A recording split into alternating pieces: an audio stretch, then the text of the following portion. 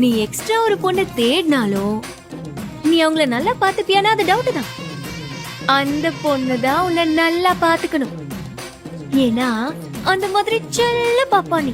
So இதுக்கெல்லாம் நீ சரிப்பட்டு வர மாட்டேன்னு எனக்கு தெரியும். ஆமா, நான் மறைச்சிட்டேன்.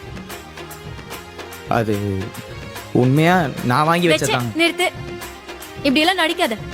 நீ எல்லாம் நடிச்சேன்னா நான் சப்பையா கண்டுபிடிச்சிருவேன். எதுவும் ட்ரை பண்ணாத.